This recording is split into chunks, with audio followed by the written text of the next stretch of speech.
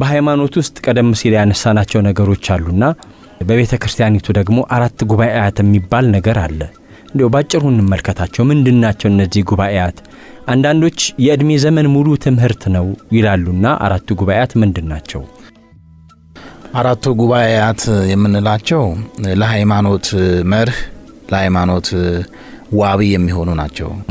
ብሉይ ኪዳን፣ ሐዲስ ኪዳንና የሊቃውንት ምስክርነት እንዲሁም መጽሐፍተ መነኮሳት ናቸው እና ሌሎችም የሊቃውንት ድርሰቶች ናቸው። እነዚህ መጽሐፍት ለሃይማኖት መሰረት ናቸው። ነገ ከነጎዲያ ምናልባት እንደ ኒቂያ እንደ ኤፌሶንና እንደ ቁስጥንጥንያ ሀገር ያወቀው ፀሐይ የሞቀው ጉባኤ ቢደረግ የሚገለጡ መጽሐፍት እነዚህ ናቸው። ብሉያት፣ ሐዲሳት፣ ሊቃውንት የሊቃውንት ምስክርነትና እንዲሁም የመነኮሳት መጽሐፍት ነው። ጸሐፊዎቹ መነኮሳት ስለሆኑ ነው የመነኮሳት መጽሐፍት የተባለው እንጂ መነኮሳት ብቻ እንዲያነቡት የታዘዘ መጽሐፍ አይደለም። አንዳንድ ከእውቀቱ ዓለም የኮበለሉ ሞኝ ሰዎች መጽሐፍተ መነኮሳትን የመነኮሳት መጽሐፍ ነው ሲሉ እናደምጣለን። ጸሐፊዎቹ መነኮሳት ስለሆኑ ነው እንጂ መጽሐፍተ መነኮሳት ለሁሉም የተሰራ ሁሉም የሚያነበው የጥበብ ነው። የጥበብ መጽሐፍት፣ የሃይማኖት መጽሐፍ፣ የምግባር መጽሐፍ፣ የምርምር መጽሐፍ እንዲሁም ደግሞ የተመስጦና ተዘክሮተ እግዚአብሔር ያለበት ድንቅ መጽሐፍ ነው ማለት ነው። ሁሉም የሚያነበው ነው። የመነኮሳት መጽሐፍት ነው መነኮሳት ብቻ የሚያነቡት ነው የሚል አስተምሮ የለንም። እነዚህ መጽሐፍት ለመማር ያው እንዳሁኑ ዘመን ሳይሆን እንዳለፉት ዘመናት ባወራ ደስ ይለኛል። ባለፉት ዘመናት እነዚህን መጽሐፍት ለመማር መጀመሪያ ቅኔን ከናገባቡ ጠንቅቆ ማወቅ ተገቢ ነው። ምክንያቱም የትርጓሜ ስርዓት እንደምታውቀው ከበድ ይላል። መጀመሪያ ግዕዝ የግዕዙን ቃል ጥሬውን ትይዛለህ። የግዕዙን ቃል ጥሬውን ከያዝክ በኋላ የጠመመውን ታቀናለህ። በቅኔ ስርዓት በቅኔው ዕውቀት የጎደለውን ትሞላለህ፣ የራቀውን ታቀርባለህ። ከዛ በኋላ ትርጓሜ ትይዛለህ በቃልህ። ትርጓሜውን በቃልህ ከያዝክ በኋላ ደግሞ ምስጢሩን ደግሞ ታደላድላለህ። እንደዚህ አድርገህ ነው እነዚህን 4ቱን ጉባኤያት ልትማር የምትችለው ማለት ነው። በትንሹ አዲስ ኪዳን የ5 ዓመት ቆይታ ይኖረዋል። ብሉይ ኪዳን አሁን መምህራን ጊዜው ረዘመ በሚል ከ6 ዓመት ወደ 4 ዓመት ወደ 5 ዓመት እያወረዱት ነው። ሊቃውንት መጽሐፍትም እንደዚሁ የሊቃውንት መጽሐፍትም 6-7 የነበረውን በስተዋል በሚል ደቀ መዛሙርቱን በማጎበዝ እስከ 5 አውርደውታል። መጽሐፍተ መነኮሳት እስከ 3 ዓመት ይቆያል ማለት ነው። በትንሹ ከ15 እስከ 19 እስከ 18 ዓመት በዚህ ትምህርት ላይ ይቆያል ማለት ነው። አሁን ላይ ግን የተቸገርነው ያው ፍየል ከመድረሷ ቅጠል መበጠሷ እንደሚባለው በእነዚህ መጽሐፍት የደከሙ ሊቃውንት ሌሎች በ6 ወር ወይ ደግሞ በአመት ኮርስ ላይ የነበሩ ሰዎች ቀድመዋቸው ቦታውን ሲይዙ ደግሞ እናያለን። እኔ ኮርስ አግባብ አይደለም የሚል አመለካከት የለኝም። በጣም ጥሩ ነው ኮርስ። እንዲሁም ደግሞ የ4 ዓመትም ቢሆን የ5 ዓመት እንደ ቅድስት ሥላሴ ዩኒቨርሲቲ ከዛ ተመርቆ ወጥቶ ማስተማርም ትክክል አይደለም የሚል እሳቤ የለኝም። ግን በቤተ ክርስቲያኗ እነዚህ ሊቃውንት ግን መቅደም አለባቸው። ለምን ካልከኝ አበወ መጽሐፍት ነው የሚባሉት። እነዚህን የተማሩ ሰዎች የመጽሐፍት አባቶች ይባላሉ። መጽሐፍትን በፊት ከመማራቸው በፊት መጽሐፍቱ የነዛን ይመሯቸው ነበር። መምህራን ግን እነዚህን መጽሐፍት ከተማሩ በኋላ ግን የነዚህ መጽሐፍት አባቶች ሆነው ይገለጣሉ። ምክንያቱም መጽሐፍቱን የሚያቀኗቸው የሚያረቷቸው እነዚህ ስለሆኑ ማለት ነው። እና 4ቱ ጉባኤያት የሚባሉት እሊህ ናቸው ማለት ነው።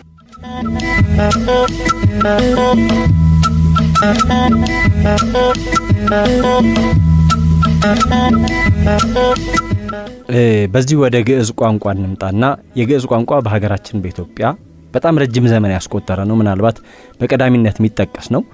ከዛ በመነሳት በርካታ ርዕሰ ጉዳዮች ከግዕዝ ቋንቋ ጋር ተያይዞ አሁን ኮንትሮቨርሻል ወይም አጨቃጫቂ አነታራኪ ነገሮች አሉት።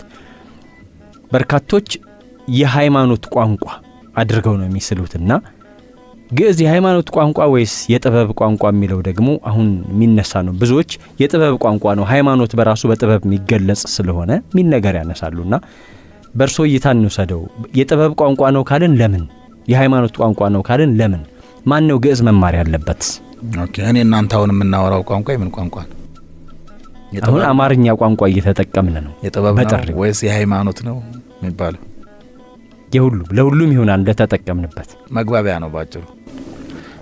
ግዕዝ ቋንቋ እኔ አንዳንድ ሰዎች ሰውን የሚያታልሉበት አንድ ነገር አለ።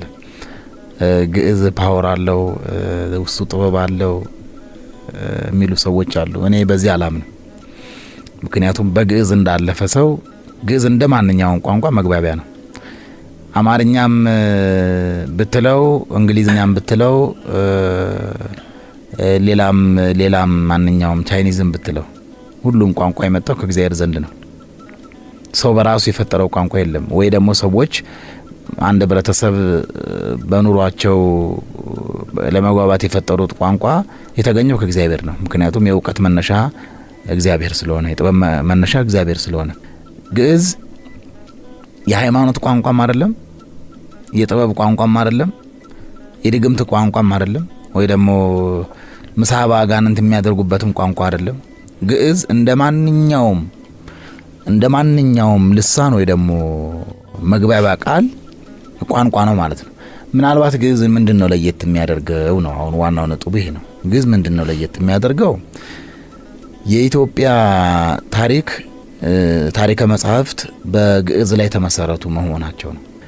የቤተክርስቲያን መጻሕፍት በአብዛኛው ግዕዝ ሃይማኖታዊ ነው የሚያሰኘው። ሰዎች ይህንን የሚጠቀሙበት ምክንያት ለምንድነው? በተለይ ሙስሊም ወንድም እህቶቻችን ግዕዝ የሃይማኖት የኦርቶዶክስ ነው እንዲሉ ያደረጋቸው አንዱ ምክንያት አለማወቅ ነው። ግን የሚሉበት ምክንያት መጻሕፍቶቻችን በአብዛኛው በግዕዝ ስለተጻፉ ነው። አንድ አለማወቅ ግን እዚህ ላይ ልንገር፣ በቤተ ክርስቲያናችን የመጀመሪያው ወንጌል አረብኛ መሆኑን ታውቃለህ? ሰው አሁን ይሄን አያውቅም። ለምሳሌ በእኛ ቤተ ክርስቲያን አረብኛ አለ። ምክንያቱም ከጽር ወደ አረብኛ፣ ከአረብኛ ወደ ግዕዝ ነው መጻሕፍት የተተረጎሙት።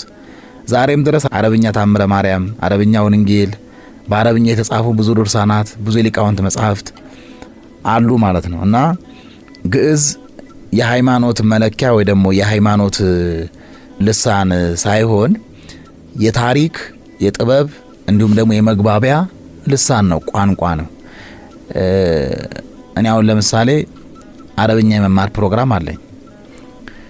አረብኛ ተማርኩ ማለት ግን እስልምናን ሃይማኖት ተከተልኩ ማለት አይደለም። እስልምናና አረብኛም በፍጹም አያገናኛቸውም።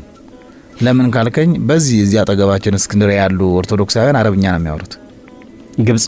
ግብጽ ማለት ነው። እነሱ አሁን እስልምና ሃይማኖትን ተከተሉ ማለት አይደለም። መጻሕፍቶቻቸው ሙሉ በአረብኛ የተከተበ ነው። እንደዚህ ሁሉ በአረብኛ መናገር ወይ ደግሞ በአረብኛ መጽሐፍ በአረብኛ የተጻፈውን ነገር መመልከት እስልምናን እንደማይወክል ሁሉ በግዕዝ የተጻፈውን ሁሉ ደግሞ አይቶ ግዕዝን የሃይማኖት መለኪያ አድርጎ ማቅረብ ትክክል አይደለም ነው። ግዕዝ ለየት የሚያደርገው እንዳልኩ ግን የመጽሐፍትና የታሪክ መነሻ ግዕዝ ነው። የኢትዮጵያ ቋንቋ በግዕዝ እንደነበረ እንግዲህ አንዳንድ ታሪኮችን እያየው ነበረ። ግዕዝ ያወሩ ግዕዝ ይናገሩ እንደነበረና እነዚህ ሌሎቹ ቃላት ከግዕዝ የተወለዱ እንደነበረ እነዚህ ትግርኛ፣ አማርኛ፣ ሌሎቹን ቋንቋዎች መነሻቸው ግዕዝ እንደሆነና አንዳንድም ደግሞ የሚዳቀሉበት እንዳለ እንረዳለን። ሌሎች ግን አባባሎች አሉ። ግዕዝ አዳምና ሔዋን ይናገሩበት ነበረ፣ ግዕዝ የመላእክት ቋንቋ ነው፣ ግዕዝ እንዲህ ነው ብለው የሚናገሩ ሰዎች አሉ። እኔ አሁን ይሄንን እንደዚህ እነሱ እንዲህ ስላሉ እኔ አንደኛ አልቀበለውም ይሄን ጉዳይ። የመላእክት ቋንቋ ግዕዝ ነው፣ የመላእክት እግዚአብሔር ከአዳም ጋር ያወራው በግዕዝ ነው የሚሉ ሰዎች ከየት እንዳመጡት አላወቅኩም። ምናልባት በእኛ በትርጓሜያችን ኦሪት ዘፍጥረት ላይ አንዲት ቃል ብቻ ተቀምጣለች። ወይ የተናገሩ አሐደ ከንፈረ የሚል ቃል አለ። እንስሳቱም አራዊቱም ሕዝቡም አሕዛቡም አንድ ቋንቋ ብቻ አንድ ልሳን ብቻ ይናገሩ ነበረ፣ ያም ዕብራይስጥ ነው ብለዋል። እና አዳምና እግዚአብሔር የተናገሩት በዕብራይስጥ ነው የሚል ነው ምናልባት በትርጓሜ ደረጃ የተቀመጠው እንጂ የግዕዝን ቋንቋ ከፍ ለማድረግ ሌላ ያልተጻፈ ማምጣት አይጠበቅብንም። ግዕዝ መግባቢያ ነው፣ ቋንቋ ነው ብለን ለሕዝቡ ብናቀርብ ነው የሚሻለው። ልክ አረብኛ መግባቢያ ነው ከእስልምና ጋር እንደማያገናኘው ሁሉ ግዕዝም ከኦርቶዶክሳውያን ወይ ደግሞ ከሃይማኖት ጋር ምንም ግንኙነት የለውም። ለምንድነው ታዲያ የሃይማኖት መጻሕፍት በአብዛኛው 90% ለምንድነው በግዕዝ የተጻፉት ከተባለ ዘመኑ ነው፣ የተጻፉበት ዘመን ነው። መጻሕፍት ሁሉ የተጻፉበት ዘመን ግዕዝ ስለነበረ መጻሕፍት ይገለበጡት የነበሩት ከአረብኛ ወደ ግዕዝ ስለነበረ ከግዕዝ ከዛ ወደ አማርኛ ነው የመጡት።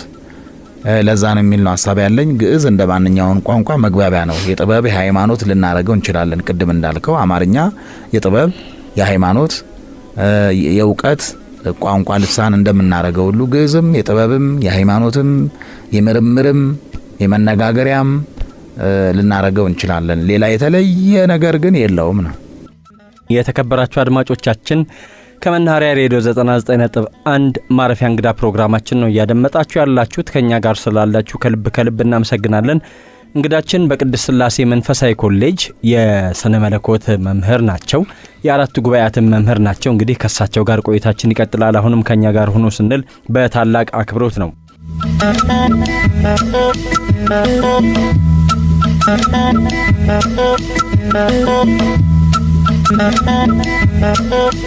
እያጠቃለልኩ ነው። እንግዲህ የሀገር ቅርስ፣ ታሪክ፣ ሀብት የምንላቸውን ነገሮች አሁን ላይ በፊት በነበረ ሁኔታ እንኳን ተፈጥሯዊም ታሪካዊም የሀገር ማንነት ቅርስ መገለጫችን የሆኑት እነዚህ የነጻነት ታሪኮቻችንን ጭምር ለአንድ ወገን የመስጠት አንደኛው ወገን ደግሞ የኔ እንጂ እናንተ አይደለም የማለት እንደዚህ አይነት ነገሮች አሉና የጋራ አሳቤ የጋራ ሐሳብ ይዞ መምጣት ደግሞ ትልቅ ነገር አለው። ምሳሌ ዩጋንዳን ማንሳት እንችላለን። የምድር ወገብ እዚህ ነው ያለው ይላሉ። የትኛውም ጎብኝ ይሄዳል፣ ሰርተፊኬት ይሰጣሉ። የምድር ወገብ መሆኑን ግን እኔ እዚህ ከቆምኩበት መሬት በተሻለ የተለየ ነገር የለውም። የጋራ ስምምነት ስላለ 0 ዲግሪ ስለሆነ ነው እንጂ እዛጋ በእኛ ሀገር ግን ከዚህ በተሻለ ደግሞ ስለ ሰው ልጅ ትልቅ ነገር ሊያነሱ የሚችሉ ታሪኮች፣ ቅርሶች አሉን። እነዛን ግን የጋራ የማረግ ነገር ላይ አሁን እየተዳከምን ነው። ሀገርን ኢትዮጵያን ስናስብ አንድ ሰው የኔ የሚላቸው ነገሮች እንዳሉት ሁሉ የጋራ ነገሮቻችን እንዴት ነው መቀበል ያለብን? እንግዲህ በአንድ ቤተሰብ ውስጥ ልጆች አሉ። ሴት ልጆች፣ ወንድ ልጆች ይኖራሉ። ሁሉም የተለያየ ጠባይ ይኖረዋል። አንዱ ልጅ አስቸጋሪ ይሆናል፣ አንዱ ትሁት ይሆናል፣ አንዱ ትዕቢተኛ ይሆናል፣ አንዱ ራስ ወዳድ ይሆናል፣ አንዱ ደግሞ ህብረታዊ ነገሮችን ይወዳል፣ አንድነትን የሚወድ ይሆናል። በአንድ ቤተሰብ እንኳን ብንረዳ ብንመለከት ኢትዮጵያን እዛ ውስጥ ነው የምናገኛት። አንድ እናትና አባት ወይ ደግሞ ሁለት ጥንዶች የሚወልዷቸው ልጆች አንድ አይነት አይደሉም።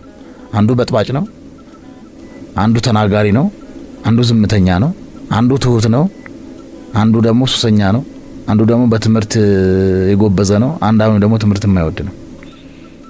ግን ተሰብስበው የሚያድሩት እዛው ቤት ነው። እንደ ቤቱ ሁላቸውንም እንደየአመላቸው ይዛ ትኖራለች። እኔ እንደ ኢትዮጵያ የሚያለያዩንን ትተን አንድ የሚያደርጉን ነገር ላይ ፎከስ ብናረግ፣ ትኩረት ብናረግ መልካም ነው የሚል ሀሳብ አለኝ። አንድ የሚያደርጉን ላይ ትኩረት ለማድረግ ደግሞ ያለፉ ታሪኮቻችንን መርሳት ወይም ደግሞ መተው ወይ ደግሞ ባለፉ ታሪኮች መማር። እኔ ከተወለድኩ ነፍስ ካወቅኩበት ጊዜ ጀምሮ እማቀው ጦርነት ነው። እንደ እውነቱ የጦር ነገር ነው ሲነገረን ያደገው ማለት ነው። እና የልዩነት ሀሳብ ነው ሲነገረን ያደገው። ይሄ ነገር ይዞ እንደ ሀገር ማሰብ አይቻልም። ሌላ ደግሞ ትዕቢትን ማራቅ ያስፈልጋል። እኔ በላይ ነኝ ማለት ሐሳቤ አማራ እንደ አማራነቱ ጌጥ ነው። ኦሮሞም እንደ ኦሮሞነቱ ጌጥ ነው። በኢትዮጵያ ውስጥ አናሳ ብሔር የምትለው የለም። ልብሰ ታናሽ የምትለው የለም። ምግበ ታናሽ የምትለው የለም። ሰው ነው ሁሉ። አፋር፣ ሶማሌ፣ ደቡብ፣ አማራ፣ ኦሮሞ፣ ትግሬ፣ ጅጅጋ ብትለው ሁሉም አንዱ ለአንዱ ጌጥ መሆኑ ማወቅ አለበት። ለምሳሌ አንድ ምሳሌ ልንገር። አንዲት ሴት ልጅ ለምንድነው የጆሮ ጌጥ ካደረገች ግንባር ላይ ወርቋን ለምን ታደርጋለች? ወይ ደግሞ ግንባር ላይ እንደሚያደርጉት ወርቅ አለ አይደል? እሱን ካደረገች ለምንድነው የአንገት ሐብል የምታደርገው? እሺ የአንገት ሐብል ካደረገች በኋላ የእጅ አምባሯን ለምን ታደርጋለች? የእጅ አምባሯን ካደረገች ለምን የእጅ ቀለበት ታደርጋለች? የእጅ ቀለበት ካደረገች ለምንድነው እግራቸው ላይ ደግሞ ወርቅ የሚያንጠለጥሉት እህቶቻችን? አሁን ላይ ደግሞ ከፍ ብሎ በዚህ ሁሉ ላይ ደግሞ አፍንጫቸውና ጆሮአቸው ላይ ጉትቻ ጋረጉ በኋላ ለምንድነው የአንገት ሐብል የሚደርቡበት? እኒህ ሁሉ አንድ ሆነው ሰውነቷ ላይ ባረፉ ጊዜ የሰውን ቀልብ ለመሳብ ነው። ሌላ ምንም ምክንያት የለውም። ኢትዮጵያ ሀገራችንም አንዲት ሴት በብዙ ጌጥ ተጊጣ አምሮባት እንደምትወጣ ሁሉ በአንዲት ሴት አካል ላይ የተለያዩ ማጌጫዎች አሉ። ግንባር ላይ የሚደረግ የጆሮ ጉትቻ፣ የአንገት ሐብል፣ የእጅ አምባር፣ የእጅ ቀለበት፣ እግር ላይ የሚንጠለጠል ደግሞ ሐብል አለ፣ የወርቅ ሐብል። እነዚህ ሁሉ በአንድ ሰውነቷ አርፈው ሴቷ እንደሚያጌጧትና ሰው ሁሉ እሷን ትኩረት እንደሚያደርግ በኢትዮጵያ ውስጥ ደግሞ ብዝሃ ብሔር አለ፣ ብዝሃ ቋንቋ አለ፣ ብዝሃ እሴት አለ፣ ብዝሃ ባህል አለ፣ ብዝሃ አመለካከት አለ። እነዚህ ሁሉ ለኢትዮጵያ ጌጦች ናቸው። ለምሳሌ አንድ አማርኛ ብቻ ከማውራት ኦሮምኛም ስንቀላቅለው ያምራል፣ ጌጥ ነው። ትግርኛንም ስናመጣው ያምራል፣ ጉራጌኛንም ስንናገር ያምራል፣ አፋሩም ሶማሌው ሲቀይጠው ደግሞ ያምራል። በየአይነት ምግብ ብቻ አይደለም፣ በየአይነት ቋንቋ ማውራት ጌጥ ነው። አንድ አይነት ከለር ብቻ ከማየት የተለያየ ከለር ማየትም ጥሩ ነው። ወደ ሰማይ ስንመለከት ጠፈርን ነው የምናየው አይደለ? ያ ለአይን ውበት ነው።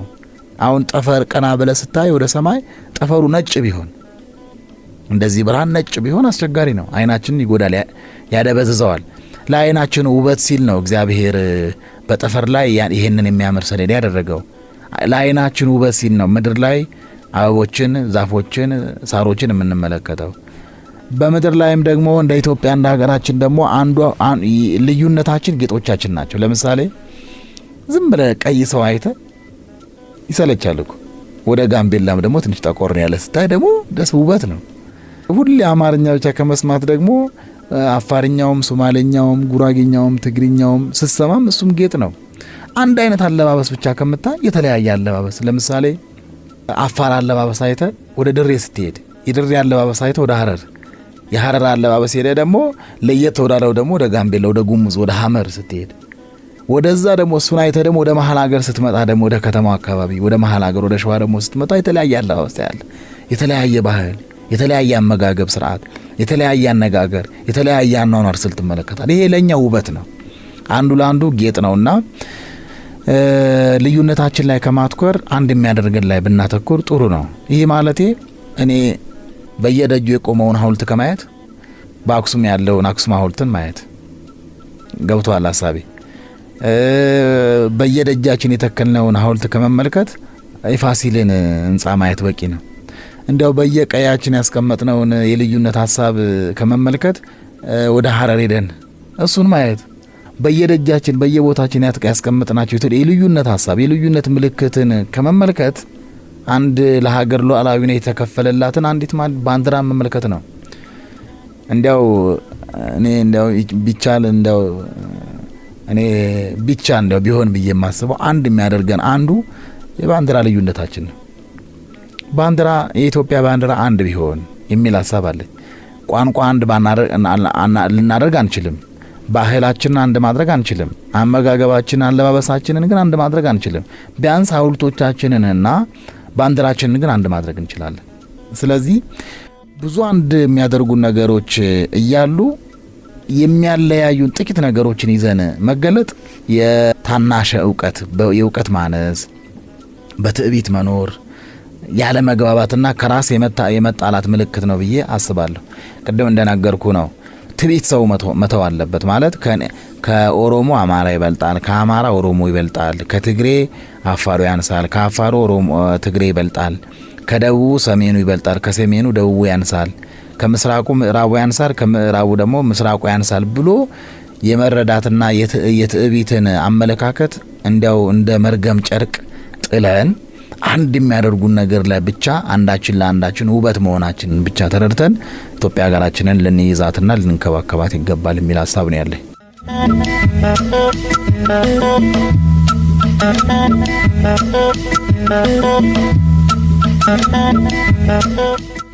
ስለ ሰው እናንሳ። በሰው ነው ስንጀምርም የጀመርነው ሰው ነፃ ነው ከሚል ነገር ተነሳን።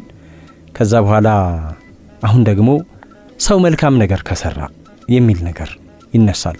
ሰው መልካም ከሰራ፣ በቅንነት ከተመላለሰ፣ ለሰዎች የሚመች ሆኖ ከኖረ፣ ሃይማኖት ባይኖረውም ችግር የለውም፣ የሚያምነው የሚገዛለት ነገር ባይኖርም ችግር የለውም የሚል ነገር ያነሳሉና በቃ መልካምነት ብቻውን ራሱ እኮ ሃይማኖት ነው፣ ምድር ላይ የሚጠበቅብን እሱ ነው የሚል ነገር የሚያነሱ ሰዎች አሉ። ስለዚህ እንደዚህ አይነት ሰዎች ሃይማኖት ባይኖራቸው ምንድነው የሚጎለው? ምንድነው የሚፈጠረው ችግር? እንግዲህ ሃይማኖት ብቻውን በቂ አይደለም።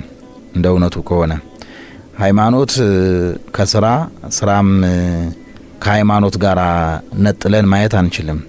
ሰው ሃይማኖት ሳይኖረው በጎ ስራ ቢሰራ ወይ ደግሞ በጎ ስራ ይዞ ሃይማኖትን ቢለይ አግባብነት የለውም። ሃይማኖት ከስራ ጋራ፣ ስራም ከሃይማኖት ጋራ እንደ ነፍስና እንደ ስጋ መዋሃድ አለባቸው። ሃይማኖት እንደ ነፍስ ነው፣ ስራም ደግሞ እንደ ስጋ ነው። ነፍስ የተለየችው ስጋ ድንዙዝ ናት። ነፍስም ከስጋ ከተለየች ስጋ ወደ መቃብር ይወርዳል፣ ይለያያሉ፣ ሰው መሆኑ ይቀራል ነው። መዋች ይባላል፣ አስከሬን ይባላል።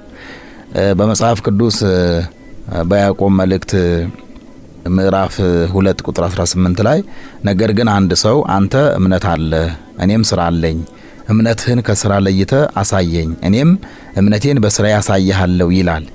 እግዚአብሔር አንድ እንደሆነ አንተ ታምናለህ፣ መልካም ታደርጋለህ። አጋንንት ደግሞ ያምናሉ፣ ይንቀጠቀጡማል። አንተ ከንቱ ሰው እምነት ከስራ ተለይቶ የሞተ መሆኑን ልታውቅ ትወዳለህን ይላል። ምን ማለት ነው? ሃይማኖት ብቻውን ከስራ ጋር ከተለየ ሃይማኖት የሞተ ነው፣ አይጠቅመውም። ከሃይማኖትም ደግሞ የተለየ ዝም ብሎ የቅንነት ስራ ደግሞ ሃይማኖቱ በውስጡ ከሌለው ለእግዚአብሔር ብሎ የሚያደርገው ነገር ከሌለ ከበጎነትና ከቅንነት ብቻ የተነሳ እንጂ ሀልዎተ እግዚአብሔርን በመረዳትና በፈሪሃ እግዚአብሔር በስጋዬ ይቀጣኛል በነፍሴ ያጥፋኛል ከማለት ጋራ ከእግዚአብሔር ዘንድ በረከትን ሕይወትን ገንዘብ አደርግበታለሁ ከማለት ጋራ የማይደረግ የበጎነት ስራ ዋጋ የለውም፣ ጥቅም የለውም። ሃይማኖት ከስራ ጋር ሲለይ፣ ስራም ከሃይማኖት ሲለይ ሁለቱም ከንቱ ናቸው እንዳለው ቅዱስ ያዕቆብ። አንዳንድ ጊዜ ዝም ብለን በጎ ነገር ካደረግን ሃይማኖትን ባይኖረን ችግር የለውም ይላሉ ሰዎች። ዋና የተፈለገው በጎ ስራው የተፈለገው እግዚአብሔር እንድናውቅ ነው። በበጎ ስራ እንድንገለጥ አንዱ የታዘዝንበት በበጎ ስራችን ውስጥ ሀልዎተ እግዚአብሔርን ተረድተን እግዚአብሔርን ፈርተን እግዚአብሔርን አምልከን በዚህ ዓለም በበጎነት ተመላልሰን በወዳኛው ዓለም ሕያው ከመላእክት ሆነን ለመኖር ነው።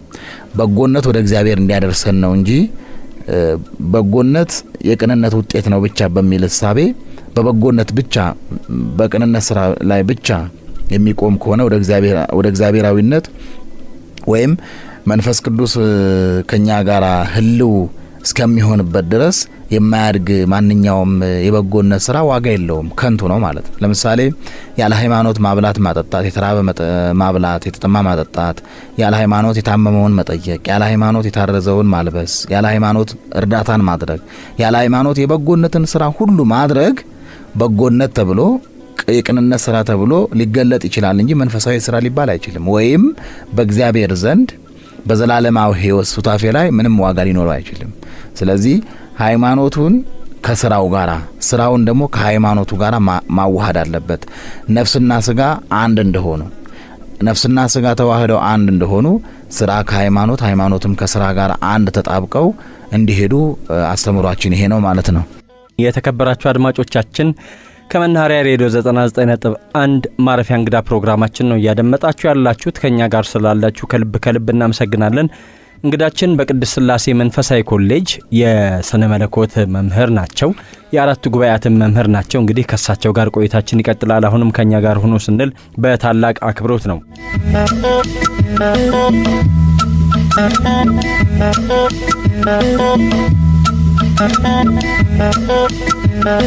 በስተመጨረሻ ለነበረን ጊዜ ከልብ አመሰግናለሁ። ግን ደግሞ ሰው ሁሉም ነገር ላይ ምሉ አይደለምና ይሄ ጉዳይ ተነስቶ ቢሆን የሚሉ ካለ እድል ልስጥዎት። እኔ እንኳን ምንም የለኝም። እንግዲያው የተከበራችሁ አድማጮቻችን እንግዳይን በእናንተ ስም ላመስግን። እዚህ ስቱዲዮ ድረስ መጥተው ሐሳባቸውን ስላጋሩን፣ በጥያቄዎቻችን ላይ መልስ ስለሰጡን፣ ማብራሪያ ስለሰጡን፣ ልምዳቸውን ስላካፈሉን፣ በሳቸው በኩል ያለውን እውነት ለሀገር ይጠቅማል ያሉትን ስለገለጹልን ከልብ እናመሰግናለን። እንግዳችንን በእናንተ ስም አመሰግናለሁ። ስለመጡ አመሰግናለሁ። እኔም አመሰግናለሁ። እግዚአብሔር ይስጥልኝ። የተከበራችሁ አድማጮቻችን ከእንግዳችን ጋር የነበረን ቆይታ በዚሁ ተጠናቋል። ሳምንት ከሌላ እንግዳ ጋር ባልደረባ ያማኑኤል አማረ ይጠብቃችኋል። እስከ ሳምንት መልካም ሳምንት በሚል ተሰናበትኩ። ሰናይ ሳምንት።